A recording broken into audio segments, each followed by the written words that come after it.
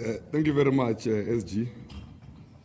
I think let's first agree that that national convention was a tea party of friends. The president was misled, invited to a tea party of friends who meet each other over tea and consolidate each other into a delegation. What informs that? Civil organizations that have got constituencies were not there. Political youth organizations that have got constituencies were not there. Political parties, because how do we test that we've got support? We test you through what you supported for. I'm saying if the Youth League is not there, whether it's EFFD, all of these parties, civil organizations that were knowing them are not there. Even the foundations that represent integrity were not there. Now, obviously, it was clear that it was a platform created by opportunists to try to present that for the past 30 years, the ANC has done nothing for South Africans. It was a right-winger platform, anti-democracy, set up, programmed by people who are obsessed about taking the progressives out of power. That's how we've classified that thing. That's why we're saying that it must be corrected. The real national dialogue must be convened with the right people. Now, I fell on that one, SG, I must make that emphasis. On the issue of what the Minister of Mineral have said, we agree with him. We want from soil to factory. We want to industrialize the economy. We're clear on that one. We're not apologetic. We've been consistent about export quotas.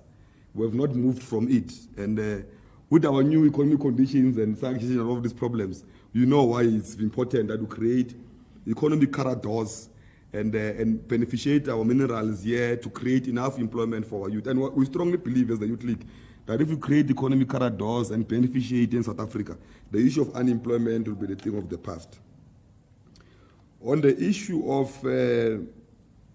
spaza shops, foreigners doing it, we are aware of that. We've spoken against it. It's lawlessness. We can't have foreigners running around with guns, utilizing gangsters, saying that South Africans, the real owners of this land, must not participate in their own economy. Foreigners, if we go to a stage where foreigners do that, you must know we've reached a level of lawlessness. That's why we agree with the commission that has been set in place to investigate the corruption in the police and everyone that must enforce the law, because who allows those foreigners to do that?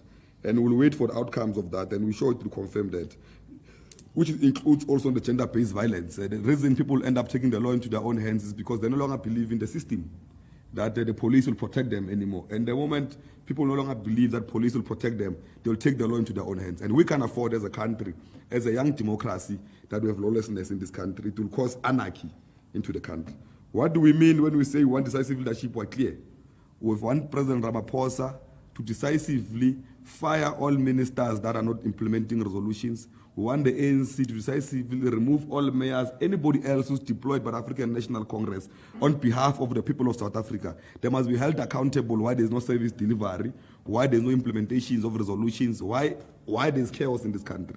Now, we're saying President Ramaphosa must be decisively and fire them. That's what we mean when we say that we want decisive leadership who acts on people that are not implementing. We've agreed in the past that every Tuesday we'll hold them accountable here in our offices. We've started the process of doing that, and we'll be working together closely with the president, also putting him also under pressure. That the president will no longer have the luxury of time. We urgently need to regain the confidence of our people.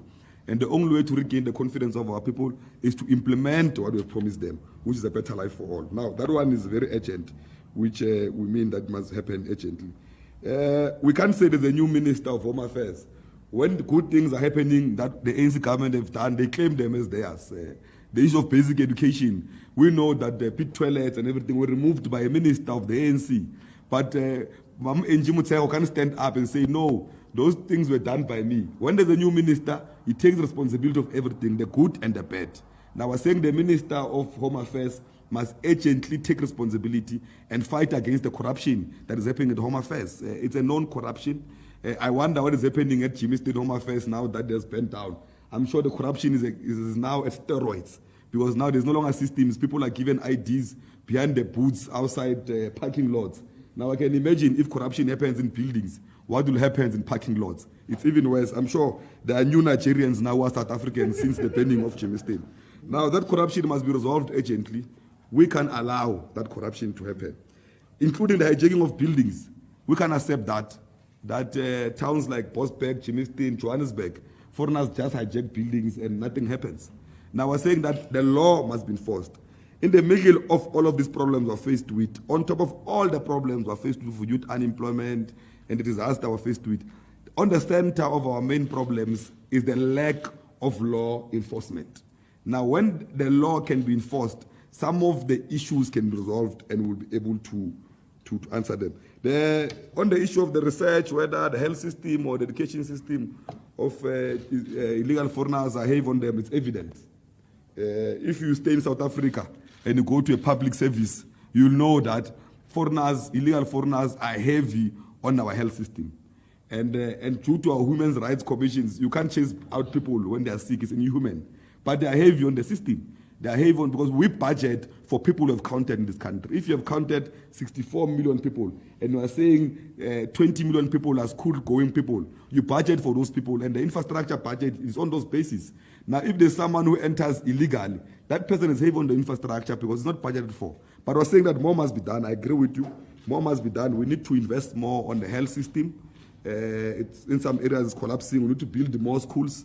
We've seen a video not long ago going rounds of young people who are still crossing rivers, going to schools. It can happen in 31 years later in South Africa. Those are issues that must be resolved. It can't be that 31 years later in democracy, we still have young people who walk kilometers crossing dams in danger to access education. Now, we're saying those are things that must be resolved on urgent basis. And if not resolved, it will cause problems for all of us South Africans. The issue of a young lady who was in the Fees Must Fall, Nompendulo. There's nothing wrong with a young lady being deployed. We're not saying there's a problem with them. We say one more. We're not anti-youth being deployed. She's a young lady who was excelling also in Parliament. We believe that she can contribute also on this dialogue. She's a young lady who has got a stature of a person who can contribute to that. We're going to convene her to also come and brief us. And there's also another young person there who's got a planet named after. It's a young person of the Siyakusa, a young person of the movement. We embrace them. But we're saying that all decision-making bodies in South Africa must reflect the demographics of this country, which is youth in majority. We're saying the task teams that are set in place to plan these things must be root reflective. If you are taking only 0.1% and say it's youth and make them the faces, and what they do, these old people, we put young people there so they are communicators of bad news. What they do, they sit back. You'll see very soon Nompendulo, all the bad things that happen, they're putting Nompendulo as a face of the national dialogue. When things go good, they put all people as a face of the good things. The bad things is Nompendulo, the good things is the old people. Now those things, we're watching them, they want to use the young girl unnecessarily. We're behind there, we're watching her closely, we'll be coaching her close that don't be a communicator of bad news. Be a communicator of good news because the future of the country belongs to the youth. Thanks.